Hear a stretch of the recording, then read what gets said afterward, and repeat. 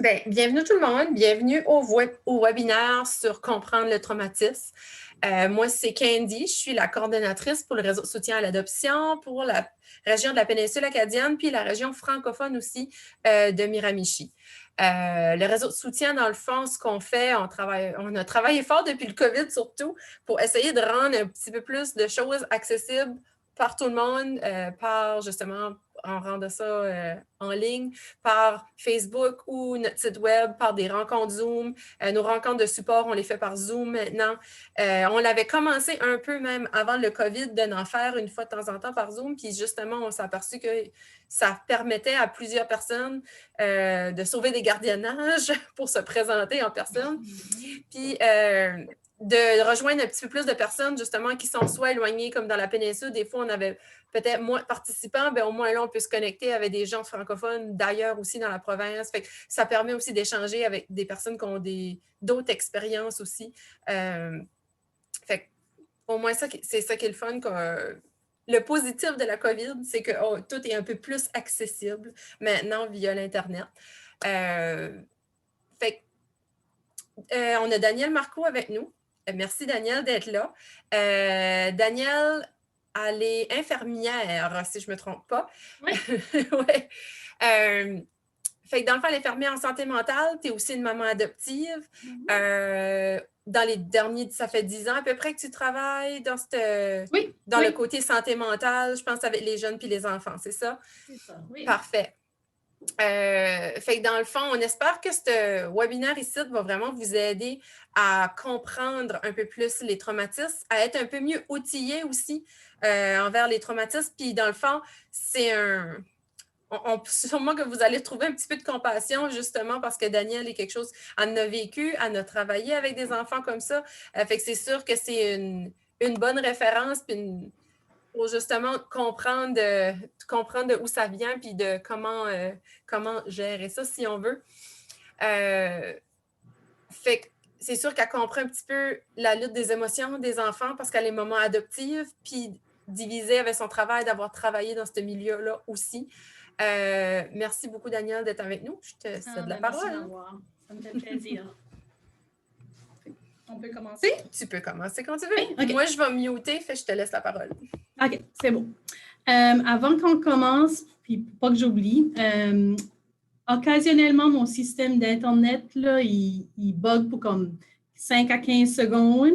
Fait que si jamais je gèle, là, on ne panique pas, on va attendre un petit peu, puis quand je bouge de nouveau, là, c'est que ça a repris. Là. Ça fait que je ne veux juste pas que vous inquiétez là, avec la technologie, ça arrive parfois.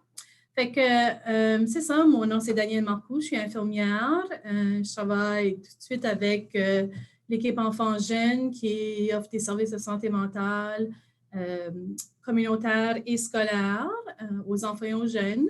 Puis cette présentation ici est basée sur une présentation, un webinaire qui s'appelle Making Sense of Trauma, qui a été développé par New Directions Children and Youth à Winnipeg. Donc, c'est un webinaire en anglais que vous pouvez accéder. C'est gratuit. Puis, ça a été créé parce que plusieurs écoles que je travaille avec, il y avait des enfants qui avaient vécu des traumatismes, puis ils ne savaient pas comment nécessairement intervenir ou intervenaient peut-être de façon qui n'était pas idéale pour l'enfant. Fait que, comme je travaille avec des écoles francophones, je voulais une ressource francophone pour eux. Donc, j'ai communiqué avec New Directions qui m'ont donné la permission d'adapter, traduire la présentation.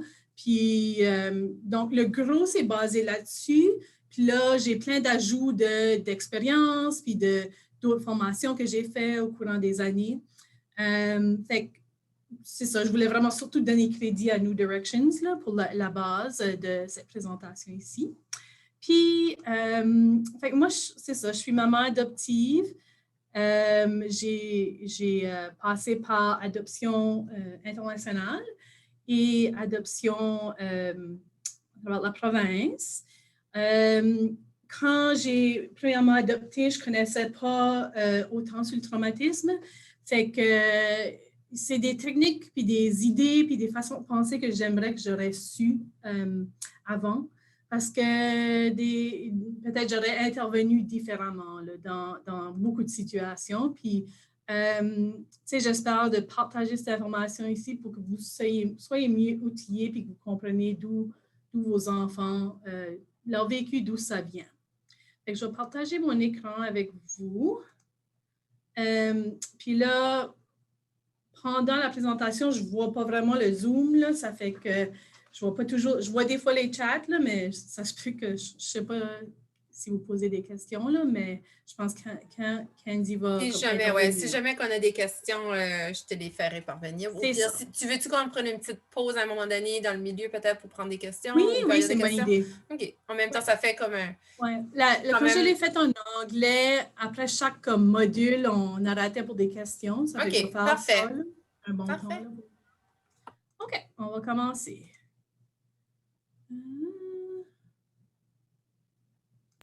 Bon.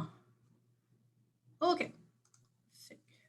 Fait avant de commencer, je vais vous conter une petite histoire. J'ai une fille qui va avoir 7 ans dans quelques semaines.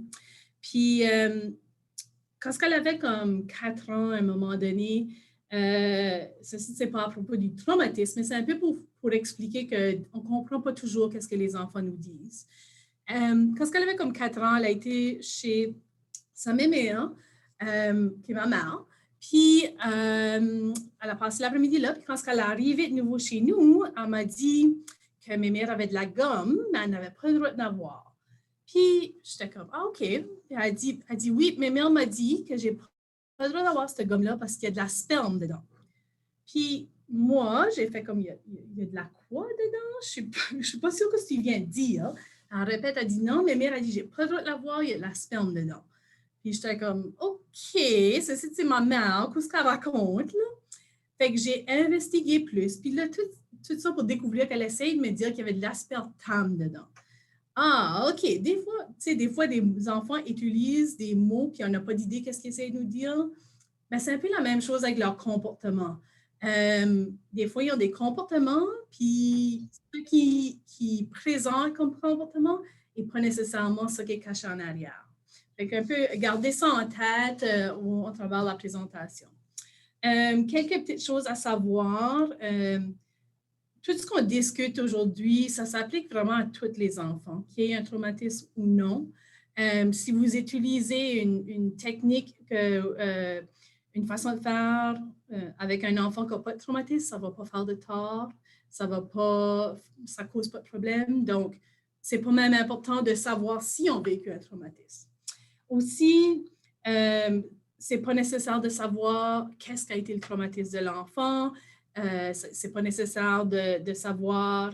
Vous n'avez pas besoin de creuser dans le trauma. Là. Ça ne s'applique pas du tout. C'est juste une façon d'interagir avec un enfant, puis un peu changer la perspective de comment on voit cet enfant-là.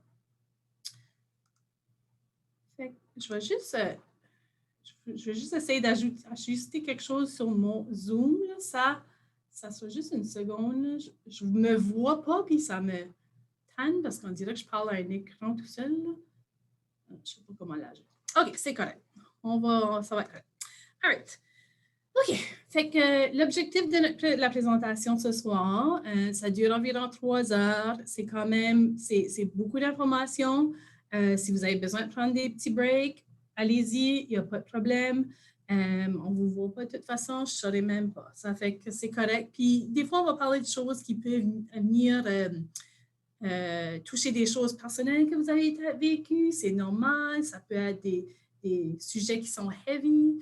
Fait que je vous encourage de prendre des petits breaks si vous l'avez besoin. Il n'y a pas de problème. Donc, notre objectif, c'est vraiment comprendre l'impact du traumatisme. Qu'est-ce que l'impact sur les enfants? On va parler un peu les principes des interactions qui tiennent compte des traumatismes. On va parler du système nerveux puis la réaction de survie post-traumatique qu'on appelle. Puis, on va aussi identifier des outils vraiment spécifiques pour aider les enfants avec ces réactions-là. Ça vous aidera à comprendre qu'est-ce qui se passe plus chez vos enfants, surtout si vous savez ou soupçonnez qu'ils auraient vécu des traumatismes. Qu'est-ce que ça veut dire se sensibiliser au traumatisme? Ben, essentiellement, là, ça veut dire qu'on passe d'un narratif qui dit, au lieu de dire qu'est-ce qui ne va pas chez toi, ou si on dirait comme par chez nous, moi j'ai Moncton, comme qu'est-ce qui se passe, comme qu'est-ce qui est son problème, là. C'est un peu ça qu'on dit, là, comme qu'est-ce qui se passe avec lui. Au lieu de penser ça, on va dire qu'est-ce qui t'est arrivé? Qu'est-ce que tu as vécu dans ton passé pour te faire agir comme que tu agis aujourd'hui? Fait que ça offre une nouvelle vision. On voit les traumatismes plutôt comme une blessure. On va aussi parler des réactions de lutte, fuite ou figement. Puis, ça va vous permettre de comprendre que des enfants, des adultes qui ont vécu des traumatismes, ça a un impact à long terme, ça a un impact sur beaucoup d'atmosphères, beaucoup de sphères de leur vie. Fait que c'est quoi les principes d'être sensible au traumatisme? En anglais, on parle d'être trauma-informed. C'est peut-être une expression que vous avez déjà entendue. Ça veut dire que on est capable d'offrir un sentiment de sécurité à l'enfant. La sécurité, c'est plus que juste dire tu es en sécurité ici, c'est quelque chose qu'on démontre, qu'on crée ensemble. Ça veut aussi dire qu'on offre à l'enfant une chance d'être empowered, d'avoir une voix, d'avoir des choix, d'être capable avoir un certain contrôle dans leur vie. Parce que souvent, des enfants qui ont vécu des traumatismes, ils n'ont pas eu de contrôle dans leur vie. Ça veut dire qu'on est fiable, transparent. On se sent soutenu par les parents, l'enfant se sent soutenu, on collabore avec l'enfant, puis il y a aussi une reconnaissance culturelle, historique et du genre. On est sensible à le vécu spécifique de cet enfant-là. Fait qu'on a quelques concepts clés qui vont revenir tout au long de la présentation. Fait, la première, c'est la réaction de survie. Puis je vais répéter ceci souvent. La réaction de survie, c'est vraiment à la base des interventions sensibles au traumatisme. Puis, qu'est-ce que c'est la réaction de survie? C'est quelque chose qui est dans nous, dans notre cerveau, depuis des millions d'années. Quand on était hommes et femmes de caverne, c'est quelque chose qui nous permettait de rester en vie. C'était essentiel pour survivre. C'est la réaction automatique qu'on a face à un danger. Par exemple, si on était l'homme de caverne qui est ici dans la petite image, puis on voyait tout d'un coup ce tigre à dents sabrées, automatiquement, on aurait une réaction de survie qui serait soit de s'enfuir, d'essayer de battre le tigre ou figement qui est un autre des réactions. Puis l'affaire qui est importante de savoir avec la réaction de survie, c'est automatique. C'est aussi automatique que respirer. C'est complètement inné, on n'y pense pas. On a tous des réactions de survie dans des moments appropriés, comme si on est en train de conduire la voiture, puis tout d'un coup, une autre voiture coupe devant nous, puis on arrête rapidement sur les freins, on peut appuyer rapidement sur les freins sans même réaliser qu'est-ce qui est arrivé. C'est une réaction de survie. C'est notre corps, notre cerveau qui dit danger, puis il réagit rapidement pour nous protéger. Fait, quand on était homme, femme de caverne, c'était très important parce que tout était une survie, tout était un danger. Aujourd'hui, c'est encore très pertinent, mais cette réaction-là est encore innée. Puis parfois, on peut avoir cette réaction-là quand on va au showbiz parce que quelqu'un nous a approché trop vite puis on réagit, on saute. Tu sais. C'est une réaction de survie, c'est automatique. Fait, les trois réactions qu'on peut avoir, il y a fuite, lutte ou figement. En anglais, vous avez peut-être déjà entendu le terme fight or flight. Ça serait la fuite ou la lutte. C'est la même chose. Le troisième concept, c'est le figement. Donc, la fuite, c'est essentiellement, on fait face au danger comme le tigre ici et on s'enfuit. Quand on parle du concept à des enfants, par exemple, on va souvent parler de la fuite, on va parler d'un lapin. qui se sauve, tu sais, le lapin qui se sauve rapidement parce qu'il a peur. Dans la lutte, on va souvent parler du lion. La lutte, c'est comme tu vas te battre. Tu vas battre contre le tigre pour essayer de te défendre parce que tu veux survivre la situation. Le figement, ça, c'est plus comme le chevreuil qui a tellement peur qu'il ne peut pas bouger. Fait que ça, on fait cette comparaison-là à des animaux pour un peu plus le comprendre. Donc, figement, c'est un concept qui est moins connu que la fête ou lutte, mais c'est vraiment une réaction aussi. Le figement, je ne sais pas si vous avez déjà entendu quelqu'un qui a vécu quelque chose de traumatisant, puis disons un feu, par exemple, puis il aurait voulu rentrer de nouveau, puis vraiment aider quelqu'un, puis il dit « Je n'étais pas capable, je ne comprends pas, pourquoi j'ai pas couru dans la maison pour sauver cette personne-là ou pour sauver mon chien, etc. » C'est que ton cerveau te protégeait dans ce moment-là, tu as figé, ton corps a figé pour pas que tu te mettes en danger. Puis pour des gens qui ont vécu des choses traumatisantes ou ce qu'il y a eu un figement, ou même des enfants qui ont eu un figement dans des situations d'abus, il y a une certaine culpabilité de pourquoi je n'ai pas aidé, pourquoi je ne l'ai pas sauvé, pourquoi je n'ai pas fait quelque chose. Non, tu as fait quelque chose, tu as fait exactement ce que ton corps avait besoin pour te garder en vie dans ce moment-là. Donc, il y a cette culpabilité-là, mais comme il n'y a pas de raison de se sentir coupable parce que ton cerveau a remarqué qu'il y avait un énorme danger et t'a protégé. Fait que ça, c'est des concepts importants qu'on va discuter tout au long de la présentation. Et la dernière, c'est la régulation ou l'autorégulation. On parle aussi de co-régulation. Donc, la régulation, c'est la capacité de réguler, de calmer nos émotions et notre corps, de devenir calme. C'est plus que juste, plus qu'un calme, c'est réguler l'énergie dans notre corps. Quand on a une réaction de survie, de figement, fuite ou lutte, au niveau biologique, il y a des choses qui se passent dans notre corps. Quand c'est fuite ou lutte, notre respiration va devenir plus rapide. Notre cœur va battre plus fort. On va aussi, notre cerveau dit, OK, qu'est-ce que j'ai besoin pour m'enfuir ou me lutter, me battre dans ce moment ici? Ben, j'ai besoin de l'énergie dans mes muscles. J'ai besoin que le sang oxygène mes muscles et que je serais capable de courir ou de me battre. Fait qu'automatiquement, il va divertir la circulation sanguine de ton système digestif. Ça fait que c'est normal, comme des jeunes qui ont de l'anxiété, des fois, des jeunes adultes, tout le monde qui a de l'anxiété, ils vont dire qu'ils ont mal au ventre, des fois, mal à l'estomac. Mais c'est vraiment, il y a physiquement quelque chose qui se passe. Le sang est diverti vers les muscles pour pouvoir réagir rapidement. So, oui, il peut y avoir des inconforts. C'est normal, ça. Ça fait que ton corps est comme impératif pour réagir. Puis dans le figement, ça, c'est comme l'opposé qui arrive. Ta respiration va diminuer, ton cœur va battre moins vite. Des fois, tu peux être vraiment comme complètement détaché, comme si tu ne fais pas partie de ce qui se passe autour de toi. Donc, il y a vraiment des réactions biologiques qui se passent. Puis, la régulation, c'est être capable de réguler cette énergie-là.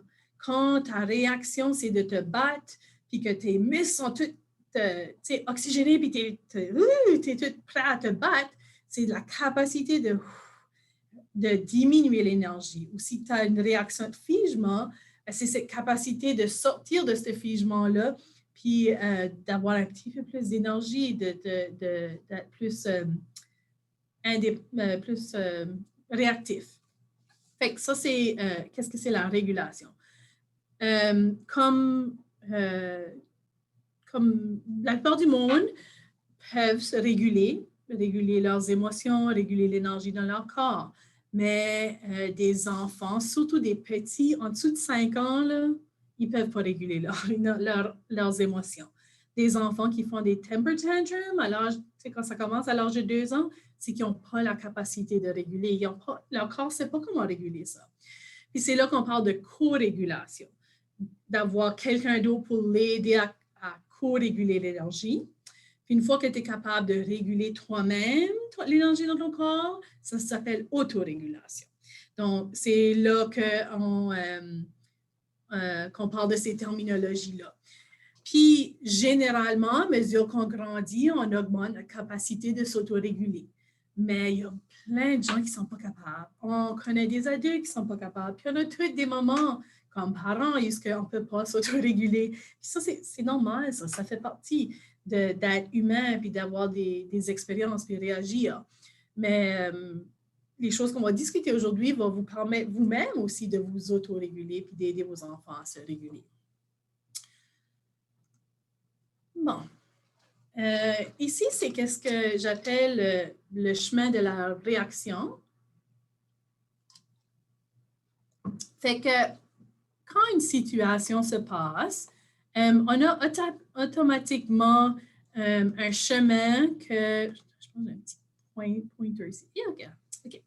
On a automatiquement un chemin de décision ou de réaction qu'on prend.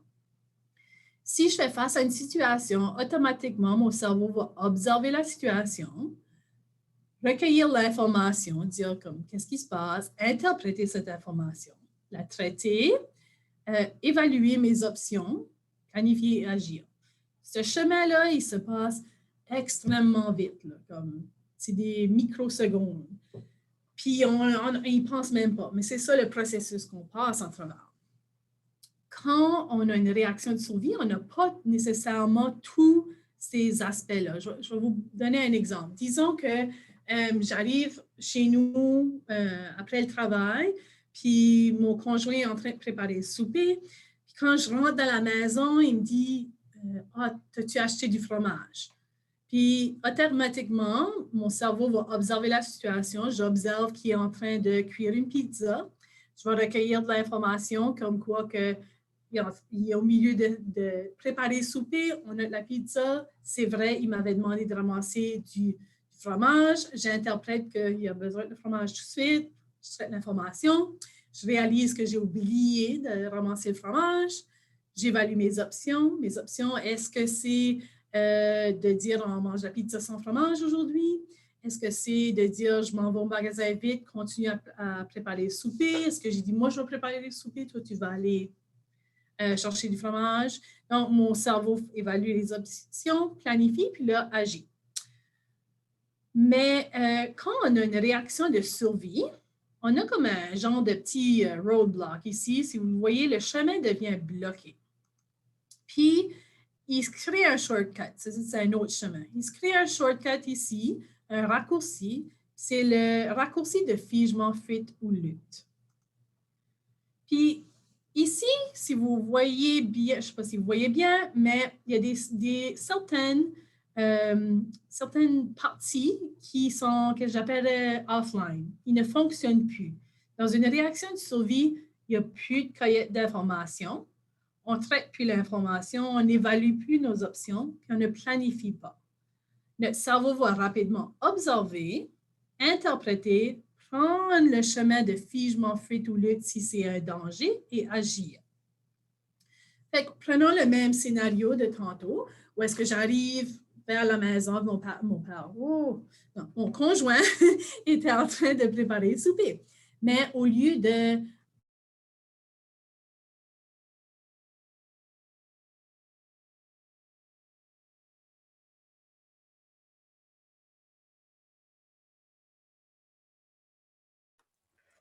On va juste attendre une couple de secondes pour faire sûr parce que ça va revenir. Soyez un petit peu patient. Daniel, t'as figé? Oui, j'ai gelé. Oui, là, je suis de retour. On continue. OK, on continue.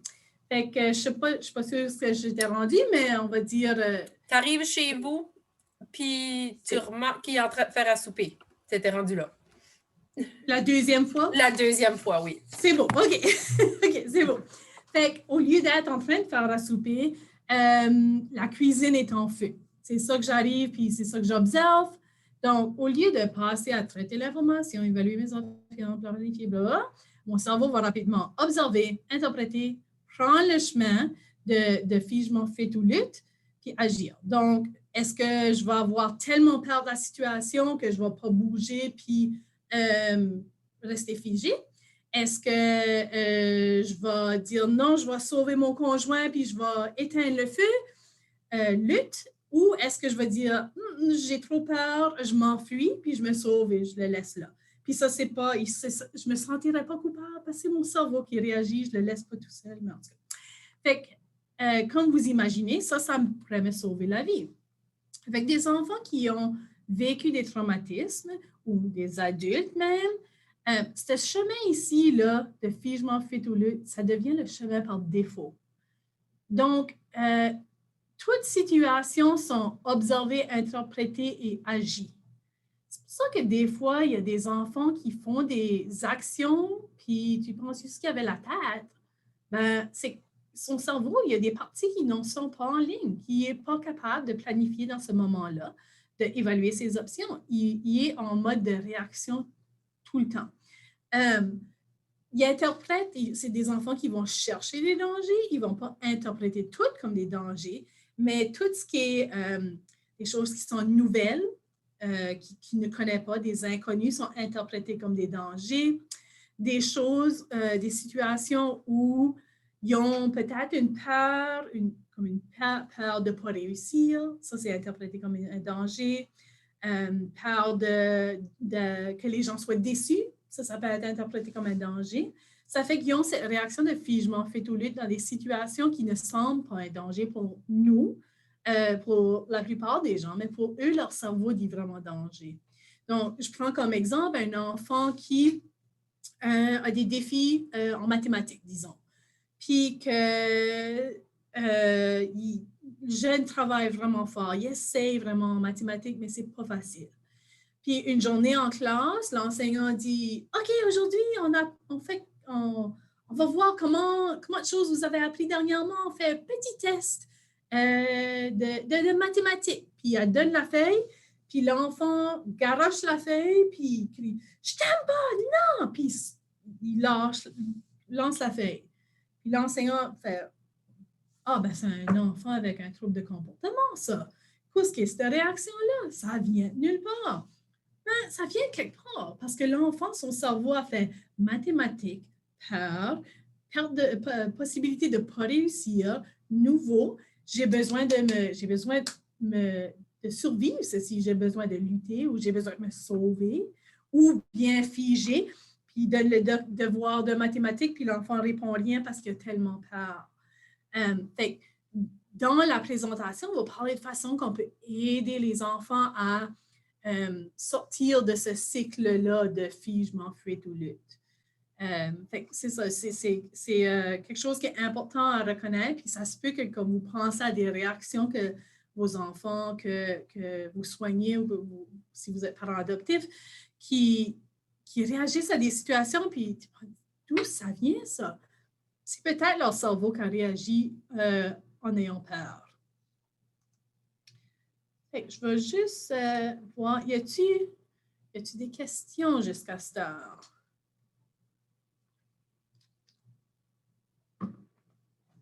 OK. On va continuer. Je pense qu'on est bon pour continuer, merci. Ouais, c'est bon.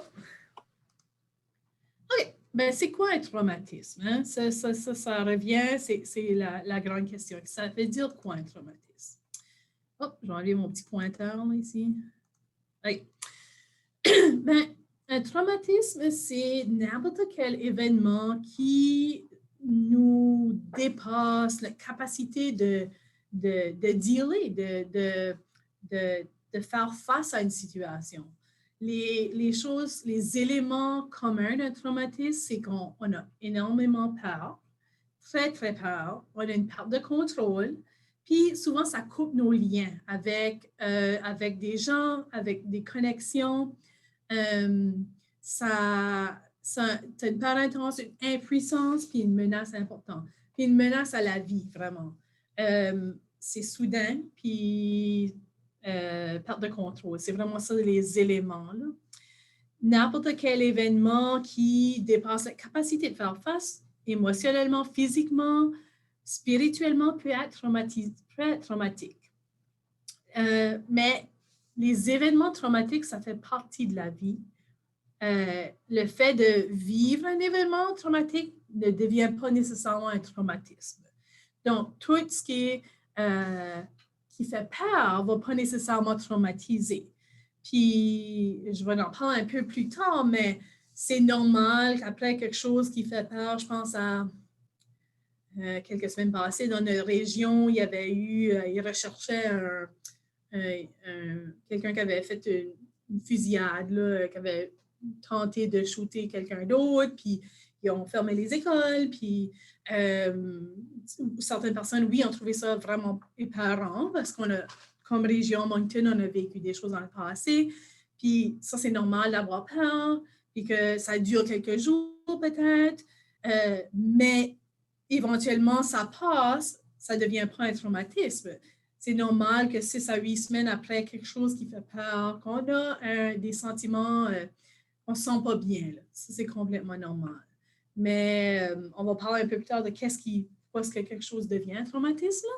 Mais c'est normal, on vit tous des événements traumatiques.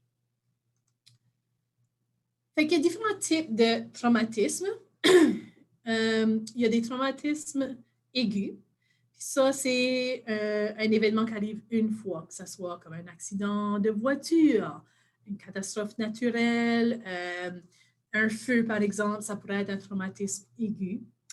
Ensuite, il y a des traumatismes chroniques, comme un exemple, la violence physique, violence verbale. Puis chronique, c'est que ça se passe à répétition. On peut aussi parler de la discrimination raciale et peut absolument être un traumatisme chronique. La pauvreté, vivre dans un milieu vraiment défavorisé où ce que tu ne sais pas si tu vas avoir assez pour manger ton souper, ça peut être un traumatisme, absolument. Et la dernière forme de traumatisme qu'on appelle, c'est les actes d'omission. Puis ça, c'est un peu plus difficile à voir. Puis ça, c'est de la négligence physique ou psychologique. Si vous avez adopté du système public de développement social, c'est peut-être quelque chose que votre enfant a vécu, de la négligence. Puis ça, c'est pas si facile à voir. Puis souvent, ça prend longtemps. Ces actes d'omission-là perturbent pendant longtemps avant que l'enfant peut être enlevé de cette situation-là parce que c'est pas si évident. On voit qu'il y a quelque chose qui se passe qui n'est pas exactement pas normal ou qu'on voit qu'il y a un manque, mais on ne sait pas qu'est-ce qui se passe, comme qu'est-ce qui cause ça. Ça peut être aussi des soins déficients, un enfant qui n'est pas pris soin de, ça peut être un environnement très chaotique où est-ce qu'il y a peut-être la violence conjugale, il y a juste comme le chaos toujours. Puis ça, c'est des types de traumatismes qui ont un effet beaucoup plus à long terme, un effet sur le cerveau, des effets quand même assez importants. Fait que je vais vous montrer un petit vidéo qui s'appelle « Les bâtisseurs de cerveau ». Une minute.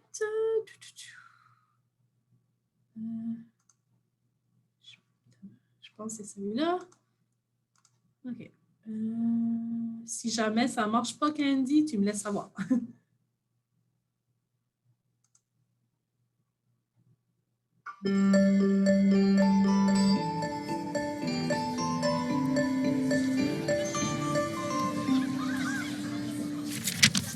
La science nous apprend que les expériences pendant les premières années de notre vie affectent l'architecture physique du cerveau en développement.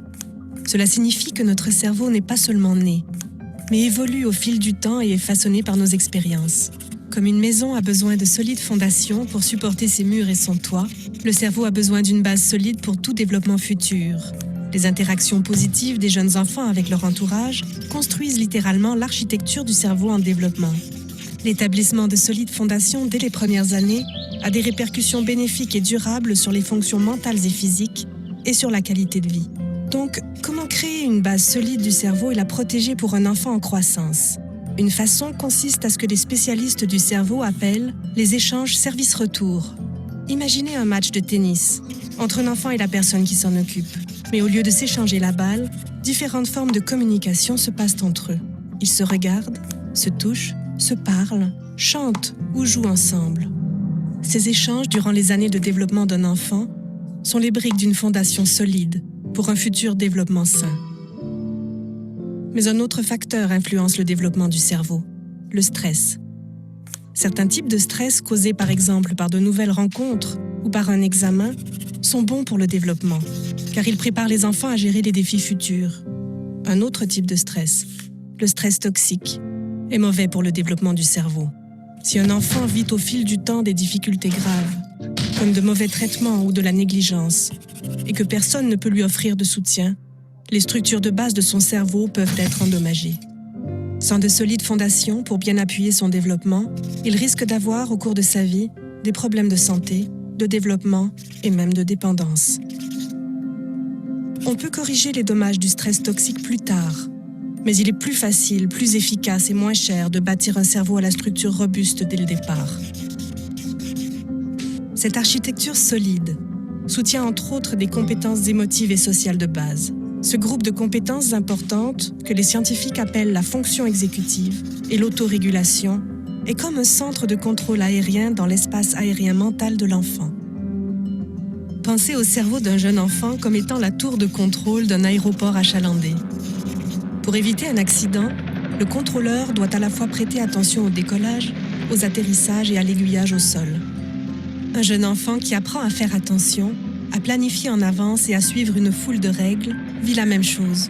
Comme nous, les enfants doivent réagir à ce qui les entoure, tout en gérant leurs inquiétudes, leurs tentations et leurs obligations. Pendant que ces demandes d'attention s'accumulent, le centre de contrôle aérien aide l'enfant à régulariser la circulation de l'information, à prioriser les tâches et surtout à trouver des moyens de gérer le stress et d'éviter les collisions mentales. Cette capacité est essentielle à une santé mentale positive et équilibrée. Un enfant ne peut par lui-même créer un centre de contrôle aérien efficace, vaincre le stress toxique et construire une architecture cérébrale solide. Comme les sociétés fortes sont formées de gens sains prêts à participer, c'est à nous en tant que collectivité de nous assurer que tous les enfants vivent des expériences enrichissantes nécessaires à leur développement positif. Pour façonner des avenirs plus prometteurs, il faut former de meilleurs cerveaux.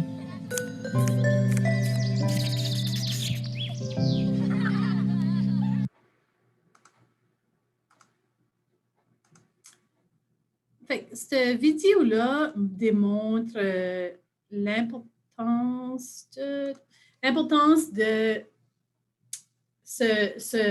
le retour, la stimulation que les enfants reçoivent, surtout en dessous de l'âge de 5 ans.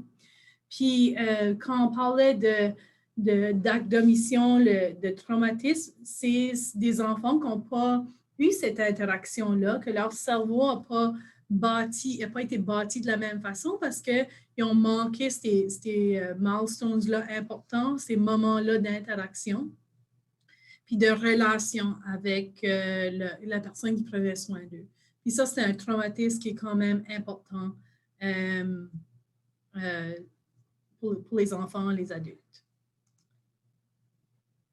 Fait que, juste pour clarifier, on parle de trauma complexe ici. On parle de...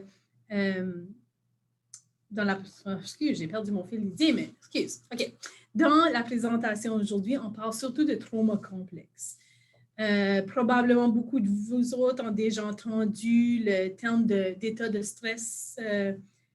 Je vois juste une question, là. Bien, vidéo, le lien va être envoyé dans la présentation. Céline, je vois que tu as mis un commentaire pour savoir si c'est disponible. Oui, je l'enverrai dans la présentation. Bon, je peux voir les questions. C'est excellent. Aujourd'hui, c'est ça. On parle surtout de trauma complexe. L'état de stress post-traumatique ou bien, en anglais, on parle de PTSD, c'est différent qu'un trauma complexe. Un trauma complexe ou développemental, c'est surtout un résultat d'une exposition à des facteurs de stress graves qui sont souvent répétitifs, prolongés, puis à un moment de vulnérabilité important. Puis l'effet de ce trauma complexe-là, ça fait des changements au niveau cognitif, au niveau du cerveau, au niveau des émotions, au niveau des relations.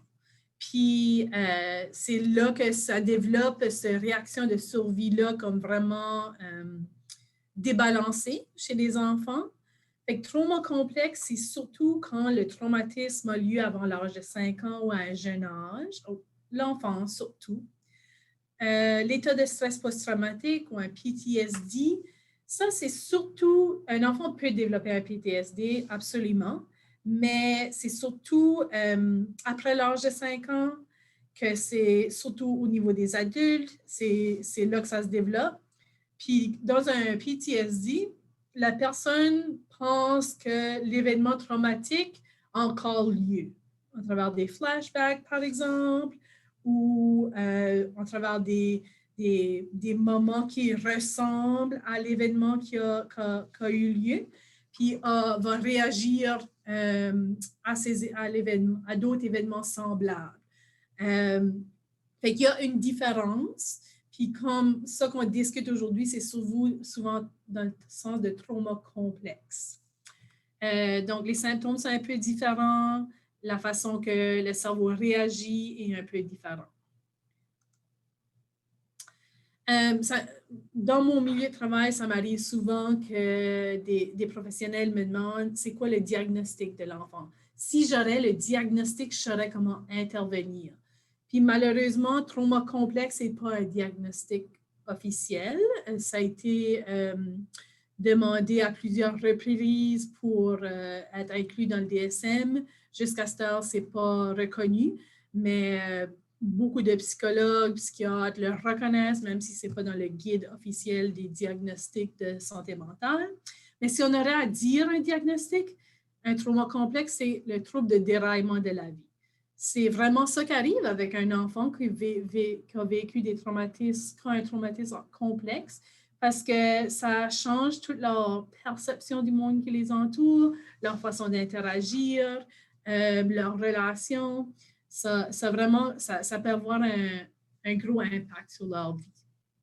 Mais ça ne veut pas dire que ça ne peut pas aller mieux. Juste pour vous laisser savoir. Fait qu'on a parlé plus tôt qu'on vit tous des événements traumatisants, mais ça ne devient pas automatiquement un traumatisme. Ce qui arrive d'habitude, c'est que tu as l'événement qui fait peur, la menace physique, émotionnelle, le risque de blessure, une peur intense, une impuissance, perte de contrôle. Qu'est-ce qui arrive? C'est tu as une réaction de survie, de lutte, fuite ou figement. Donc, l'événement peut être traumatisant, peut devenir un traumatisme si on est incapable de se stabiliser, de s'autoréguler, de faire des liens avec l'événement, de reprendre un certain contrôle. Je vais vous donner comme exemple de ma vie personnelle. Je suis infirmière. Avant de travailler en santé mentale communautaire, je travaillais à l'unité de pédopsychiatrie à l'hôpital, qui est l'unité psychiatrique pour les enfants et les jeunes. Puis, un moment tôt dans ma carrière, un jeune était très dérégulé, puis m'a punché dans la face. Puis, évidemment, c'était un événement traumatique, ça m'a fait très peur. Je pense que j'ai figé, c'était ça ma réaction. Puis là, j'ai fait « OK, je vais juste aller parler à quelqu'un d'autre. » J'ai reculé, puis il y avait d'autres monde là qui ont managé la situation. Puis j'essayais d'être calme, puis là, j'étais dans le corridor, puis là, je m'ai mis à pleurer. Là. Même si ça a fait mal, mais c'était plus le choc. Là. Puis après cet événement-là, oui, quand un enfant était en crise pour les quelques mois qui suivaient, j'avais quasiment une réaction de survie. J'avais peur, mon cœur battait fort, je respirais plus vite. Je me sentais pas bien dans ces situations-là. Mais parce que j'ai pu faire un sens de l'événement, je savais que l'enfant était en psychose, que le jeune adulte, je devrais dire, qui était en psychose, il ne savait pas qu'il n'y avait pas de contrôle dans le moment. J'ai pu donner un sens. J'ai pu aussi en parler avec mes collègues. J'avais beaucoup de soutien. J'avais un conjoint qui était là pour m'écouter. J'avais des relations stables. Puis toutes ces parties-là ont fait que ce n'était pas un événement, ça n'a pas devenu un traumatisme pour moi. Puis qu'éventuellement, je pouvais être avec un enfant en crise, puis ça ne me dérangeait plus. Au contraire, si j'aurais pas, l'événement n'aurait pas fait de sens pour moi, j'aurais pas eu personne pour me soutenir, j'aurais pas eu des relations positives dans ma vie, j'aurais été isolée dans l'événement, ça aurait pu devenir un traumatisme. Donc, pour moi, j'avais une capacité de m'autoréguler, de faire une compréhension de l'événement, de reprendre une stabilité, une normalité dans ma vie. Puis, pour moi, ça n'a pas devenu un traumatisme. Donc, vous pouvez imaginer des jeunes enfants quand ils vivent des choses qui leur font très peur, puis parfois, ce qui leur fait peur, malheureusement, c'est leur famille ou c'est la situation dans laquelle ils vivent, que oui, ça peut devenir un traumatisme. Il n'y a personne là pour les aider en travers de ce stress-là, de cette compréhension-là. Malgré que je veux souligner que les parents les enfants qui viennent de milieux où ils ont vécu un traumatisme, il n'y a pas de parents qui veulent faire mal à leur enfant. Ils font du mieux qu'ils peuvent, puis ils n'ont pas nécessairement la capacité pour aider leur enfant dans ce moment-là. Fait que, je ne pense pas qu'il y a de parents qui veulent faire du mal à leur enfant, mais ils ont peut-être des problèmes de santé mentale, de toxicomanie, ils n'ont peut-être pas eu de modèle de parents adéquats dans leur vie, ils ne savent pas comment. Fait que si l'enfant vit un moment de chaos, c'est possible que le parent ne sait pas comment l'aider dans ce moment-là, puis que ça devient des traumatismes. Fait que quand il y a un traumatisme, le traumatisme d'un enfant n'est pas résolu, ça a vraiment deux impacts majeurs. Donc, le premier, c'est qu'il va être dérégulé. Sa capacité de gérer ses émotions, l'énergie dans son corps va être dérégulée, va être tout all over the place. Il ne va pas être capable de gérer ses émotions. C'est aussi des enfants qui vont se sentir déconnectés de soi-même puis des autres. Ça devient difficile de faire des liens pour certains enfants qui ont vécu des traumatismes. L'enfant va facilement se sentir inquiet, va s'inquiéter des choses qui n'inquiéteraient pas un autre enfant, par exemple. Il va se sentir déconnecté, son humeur va être plus difficile à gérer, avoir plus des crises ou des tantrums, tu sais. Il va vivre vraiment plus dans un état de survie, dans un état de lutte, de fuite ou de figement, où le cerveau est continuellement en train de scanner pour du danger, parce que c'est ça que l'enfant a vécu. Même quand le danger, ça fait longtemps qu'il est passé. Pour des parents adoptifs, peut-être que le traumatisme a été vécu à 1 an, mais le cerveau, il s'en souvient de ça. Le cerveau a été programmé pour réagir à des dangers. Puis maintenant, il y a 9 ans, puis il réagit encore comme s'il y a un danger, même si en parfaite sécurité avec vous. C'est pas juste votre sécurité, c'est que c'est son cerveau qui est un peu programmé comme ça. C'est des enfants qui vont être vraiment sur leur garde, être hyper vigilants. Puis ils se sentent impuissants. Donc, pour des enfants qui ont vécu des traumatismes, c'est important de créer cette sécurité-là, de leur donner une voix, de leur donner une chance d'avoir un certain contrôle dans leur vie. Puis, de reconnaître que la réaction de survie, c'est dans leur cerveau, c'est pas un choix qu'ils font d'être le mauvais enfant ou de bad kid, là, ou de réagir négativement. Là. C'est vraiment inné dans leur corps. Aussi, si on pense à notre capacité de faire face à des traumatismes et notre capacité de réagir à des moments de stress, c'est influencé par la génétique, par l'environnement, par la perception. Puis, c'est aussi un peu comme un niveau de tolérance, je dirais. Je vais fermer l'écran pour une seconde parce que je vais vous montrer quelque chose. Là. Je pense que vous me voyez de nouveau. Oui, c'est toi qu'on voit tout de suite. OK, c'est bon. Fait que, des enfants qui ont vécu un traumatisme, j'ai un verre ici, il faudra que je le lève, là, mais OK. Des fois, ils ont moins une haute tolérance à des stresseurs. Puis, normalement, on a comme notre système nerveux peut juste tolérer X nombre de stresseurs. Puis, disons, ça, c'est ton système nerveux, ta capacité de gérer des stresseurs. Fait que, normalement, on a une journée où est-ce qu'on a un petit peu de stress, on met de l'eau là, dedans, là, ici, c'est d'accord. Puis ça, c'est comment du stress que j'ai aujourd'hui. En me levant. Ça, c'est ma journée par défaut, là. Ça, c'est mon baseline, on va dire. Puis là, j'arrive au travail, puis mon employeur, ma gestionnaire est fâché parce que je suis une demi-heure en retard. Puis ça me stresse aussi. Ça augmente, là. Puis là, j'ai plein de réunions, puis ça, c'est stressant. Ça augmente de nouveau, OK? Donc, ça, c'est mon stress. Puis, dans ma journée, je me promène avec mon stress, comme ceci.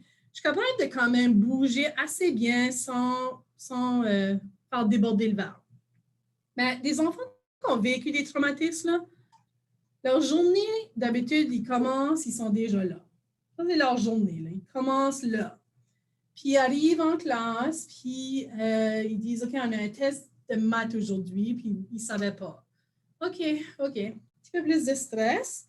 Puis là, une chicane avec un ami, que pour eux, c'est vraiment important, cette amitié-là. Puis là, c'est un autre stress. Puis je ne vais pas continuer parce que je vais faire un gros mess ici, là. Mais là, ensuite, l'enfant, là, qui a commencé avec le verre déjà pas mal rempli, puis qui continue à remplir, il se promène avec son verre, là, puis il fait sûr de ne pas échapper une goutte.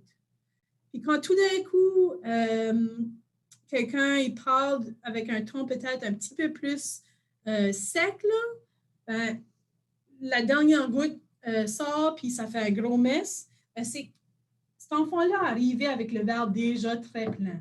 Les enfants qui ont vécu des traumatismes, ça s'accumule, puis ça prend moins longtemps pour déborder leur système nerveux. Fait que c'est important de savoir que des enfants arrivent avec, des fois on dit même leur sac à dos est déjà rempli puis pesant. Là. Ils ont déjà plein de choses qu'ils ont vécues. Un autre exemple d'une situation, je prends une gorgée d'eau parce que je vais pas faire un mess. Là. Ouais. Un autre exemple de comment une réaction de notre système nerveux peut avoir une influence sur notre humeur, notre perception. Imaginez que vous avez une journée remplie, une journée stressante, ça a été occupé, etc. Puis à la fin de la journée, vous êtes en route pour aller à la maison, puis vous recevez un texte qui dit « On n'a rien pour souper, puis tu ramasses quelque chose. » Puis il est 5 heures, puis tu t'arrêtes au magasin ou à l'épicerie, tu ramasses tes choses rapidement, tu te mets en ligne, puis il y a une grande ligne. Puis tu penses, je vais juste me rendre à la maison. Puis tu as la caissière qui est là, puis elle est en train de pitonner, mais comme elle est super slow, puis elle a son téléphone de sortie, puis elle joue avec son téléphone, puis elle scanne une chose, puis l'autre, puis elle va vraiment lentement, puis tu es comme, oh non. Fait que, imaginez comment est-ce que ça vous frustrerait, que ça serait vraiment irritant, cette situation-là, puis ça amplifierait votre stress, que cette caissière ici va très lentement parce que vous avez vécu une journée qui est déjà remplie. Au contraire, si vous avez un samedi matin, vous avez la journée de congé, vous n'avez pas les enfants cette journée-là parce qu'ils sont chez leurs grands-parents, puis ça va être super le fun, ils vont avoir plein de plaisir, puis tu t'en vas au spa, puis tu sors de ton massage, puis tu reçois un texte qui dit « On n'a rien pour souper », puis tu ramasses quelque chose. OK, tu vas à l'épicerie, puis la même caissière est là, puis elle prend son temps. L'impact que ça va avoir sur tes émotions ne va pas être aussi prononcé que la fois que tu étais stressé. Parce que tu arrives avec un verre qui est moins rempli. Tu as moins d'impact émotionnel. C'est important de savoir que ces enfants-là qui ont vécu des traumatismes, ils arrivent déjà avec leur verre très rempli. OK, on va continuer. OK. Mais qu'est-ce qui arrive quand un enfant vit des traumatismes complexes? C'est quoi les répercussions? Ben, au niveau de l'attachement, de ses relations, ça devient pas mal plus difficile. Parfois, ça peut être des enfants qui ont de la difficulté à faire des amis, de comprendre et communiquer avec les autres. Souvent, ils vont lire l'expression faciale. Ils ont de la misère à différencier quand quelqu'un est fâché versus pas fâché, comme la ligne est beaucoup plus fine, qui fait que des relations sont plus difficiles. La misère à réguler leurs émotions, vont réagir fortement à des situations. Souvent, on va parler de comportements qui sont plus impulsifs, agressifs, des fois on va dire oppositionnels ou autodestructeurs. Au niveau biologique, vivre des traumatismes va faire que c'est possible d'avoir plus de problèmes médicaux, de plus de préoccupations, de douleurs, des choses comme ça. Oui. Excuse-moi, Danielle. On ne voit pas ton écran tout de suite. On te voit juste toi, si tu voulais partager ton écran. Seul, excuse-moi. Une minute. J'ai oublié un bout. On t'écoutait bien, anyway, ça allait bien. Merci. OK, là. Fait que j'ai juste nommé ce qui était là. On va continuer à la prochaine. Aussi, des traumatismes complexes, les enfants peuvent avoir une certaine dissociation. Le terme dissociation, c'est quand on est détaché du moment. Il y a un peu comme un spectrum de dissociation où à un côté du spectrum, il y a la dissociation qu'on fait tous les jours, qu'on être dans la lune, se détacher du moment juste parce que la présentation n'est pas si intéressante que ça, puis ton cerveau a besoin d'un petit break, c'est correct, ça c'est complètement normal. Jusqu'à l'autre extrême, qui est une dissociation psychiatrique, où est-ce que tu as complètement détaché de l'événement, tu t'as complètement détaché, qui est l'autre extrême. Mais entre les deux, tu as une dissociation qui est comme plus une perte de mémoire. C'est des enfants qui sont dans la lune, mais très, très dans la lune, beaucoup dans la lune. Ils peuvent être dans la lune pendant des longues périodes de temps. Au niveau cognitif, c'est plus difficile de porter attention, de traiter de l'information. Les fonctions exécutives, comme on a parlé dans le cerveau, c'est cette capacité-là de planifier, prendre des décisions éclairées, pas faire des actions qui sont impulsives, tu sais, comme voler le bonbon, c'est une impulsion, mettons. Ta fonction exécutive, qui est dans une partie du cerveau, qui est en avant du cerveau ici, c'est ça qui t'aide à gérer ces impulsions-là. Puis souvent, c'est des enfants qui ont vécu des traumatismes, leurs fonctions exécutives sont affectées. Fait qu'ils ne planifient pas des choses. Ils font faire des décisions qui semblent juste aléatoires, mais c'est l'impulsivité qui rentre là-dedans. Puis au niveau de l'image de soi, parfois ils peuvent avoir une faible estime de soi, un sentiment de honte ou de culpabilité. Juste au niveau de l'estime de soi peuvent vraiment être affectés. Les comportements qu'on voit chez un jeune peut vraiment dépendre de qu'est-ce qui est le traumatisme qu'ils ont vécu. Si un enfant a vraiment eu un manque d'attention, une négligence, ses besoins essentiels n'ont pas été remplis, le comportement qu'il va avoir, c'est quelque chose qui semble chercher à combler ce besoin-là. Souvent, on va dire c'est un enfant qui cherche toujours l'attention. Ben, si on change ce discours-là, c'est pas qu'il cherche l'attention, c'est qu'il cherche à combler un besoin qui n'a pas été comblé dans son enfance. Donc, c'est vraiment important ce changement de lingo-là, de juste penser, OK, c'est pas juste quelqu'un qui veut de l'attention pour de l'attention, il cherche à répondre à un besoin qu'il n'y a pas. Puis, si le traumatisme qu'ils ont vécu, c'est un danger excessif ou un manque de sécurité, leur comportement va être souvent de l'évitement du danger, la recherche de sécurité ou de se battre contre le danger perçu. Là. OK. Comment est-ce qu'on parle des traumatismes a vraiment changé au courant des années? Longtemps, dans le passé, on ne parlait pas des traumatismes du tout. Au début du 20e siècle, c'était comme, tu ne parlais juste pas de qu'est-ce qui t'est arrivé dans ta vie.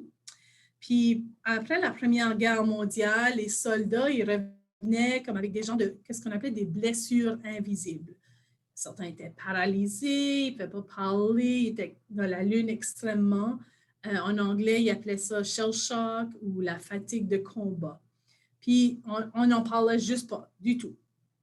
On ne parlait pas de tes problèmes. Ensuite, on a comme vraiment évolué, puis où est-ce qu'on a dit, ils se sont vraiment concentrés sur le traumatisme.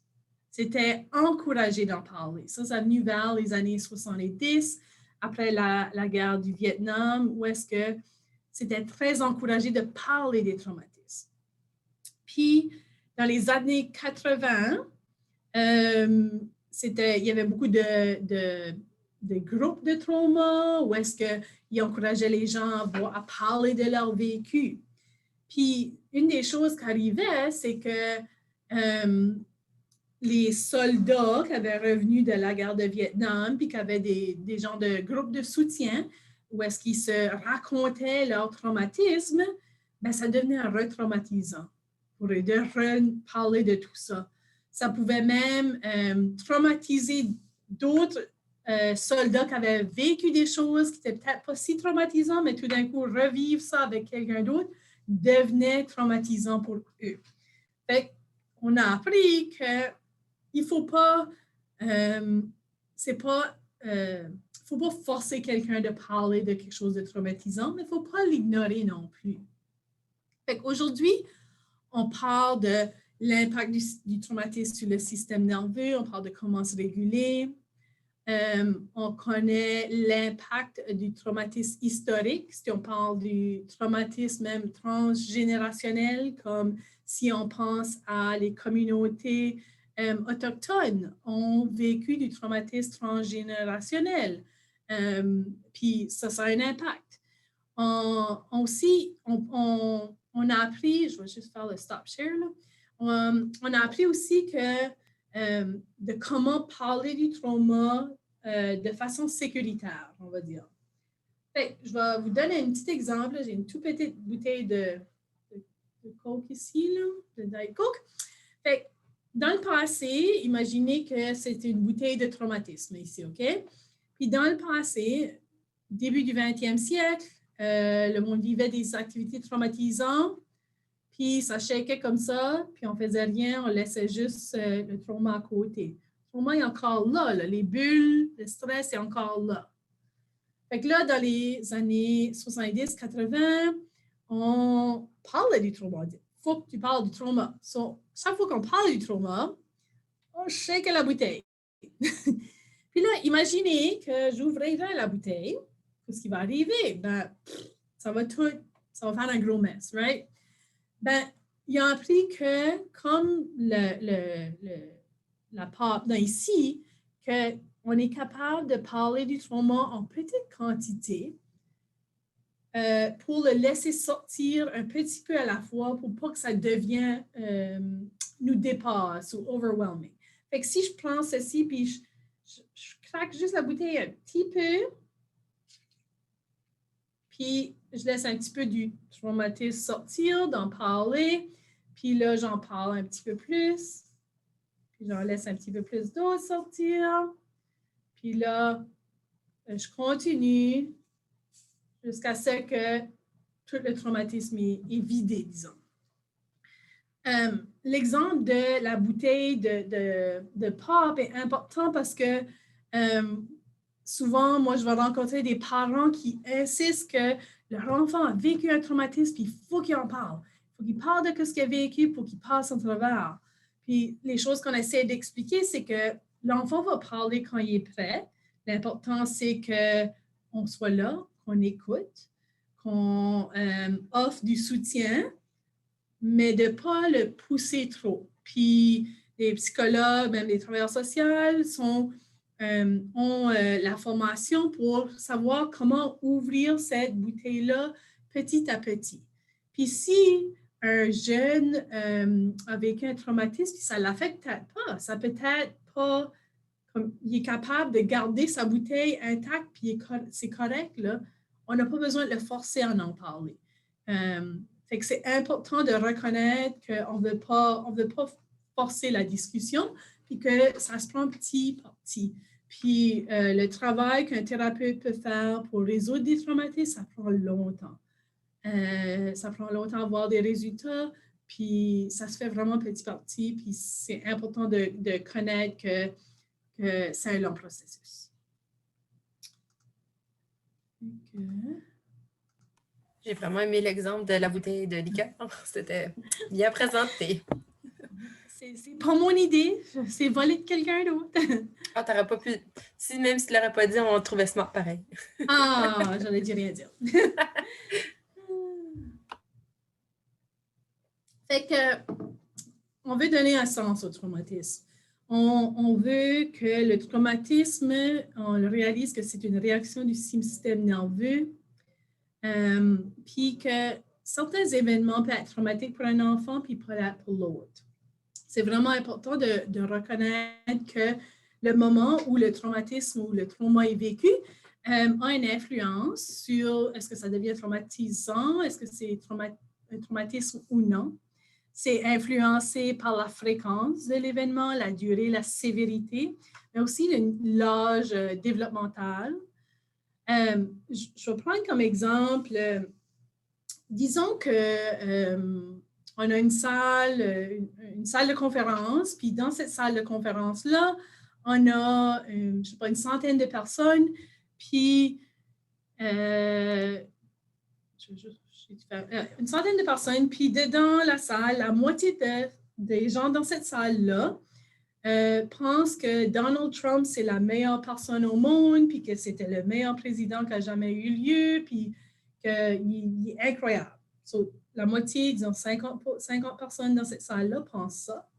L'autre 50 personnes dans la salle pensent que Donald Trump était le pire président qui a jamais existé, qui a fait des choses au détriment des États-Unis, puis qu'il était horrible.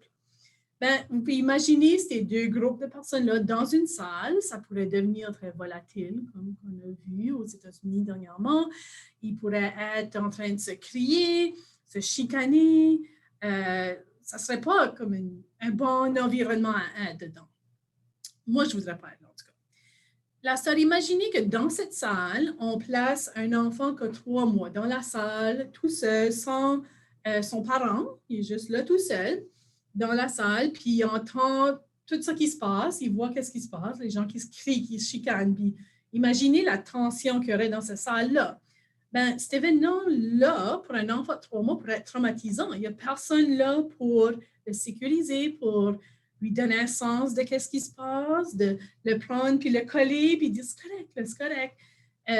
Oui, ça pourrait être absolument traumatisant pour un enfant de 3 mois dans ce scénario-là. À l'opposé, si un adolescent était dans la salle, au lieu, c'est plus un enfant de 3 mois, c'est un ado, il sait ce qui se passe, la politique un petit peu, il sait comme ce qui se passe aux États-Unis, il connaît ce qui se passe dans la discussion. Ce ne serait pas si traumatisant. Les chansons qui sortiraient son cellulaire, il ferait comme une vidéo, puis il mettrait ça sur TikTok, puis ça serait fini. Parce que son âge, son niveau de développement, ses connaissances, sa capacité de s'élever puis juste décoller, parce que c'est pas un danger pour lui, le fait que c'est pas un événement traumatisant pour lui. Donc, c'est pour ça qu'on dit que les traumas complexes, c'est souvent en dessous de l'âge de 5 ans que ça se développe parce qu'il y a une grosse vulnérabilité à cet âge-là. L'enfant ne peut pas nécessairement sortir de la situation. Puis la compréhension de ce qui se passe n'est pas facile.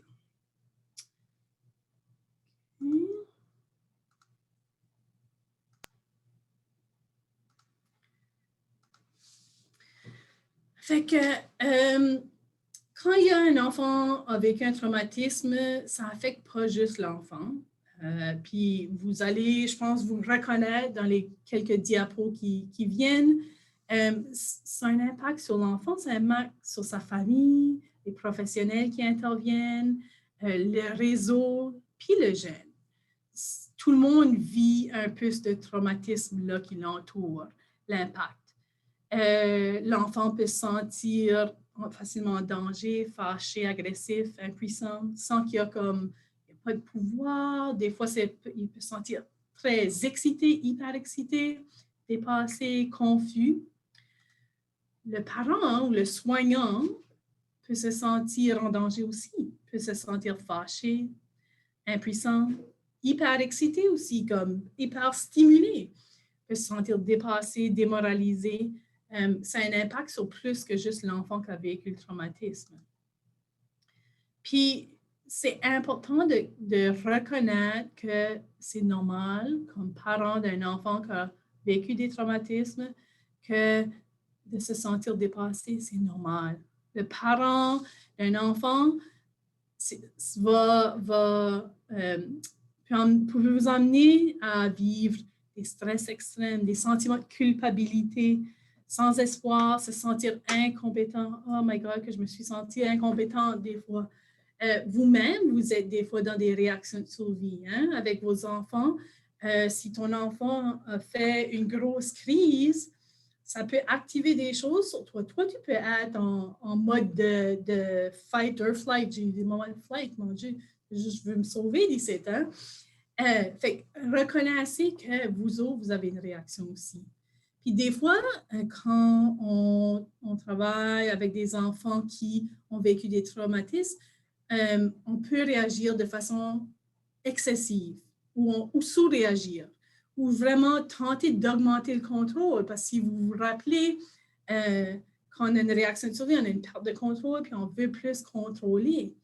Puis quand on a des enfants avec des traumatismes, cette réaction de survie-là continuellement, on peut vraiment avoir l'impression que c'est une attaque personnelle, que c'est une attaque sur ta capacité comme parent, que tu te sens que tu n'es pas capable.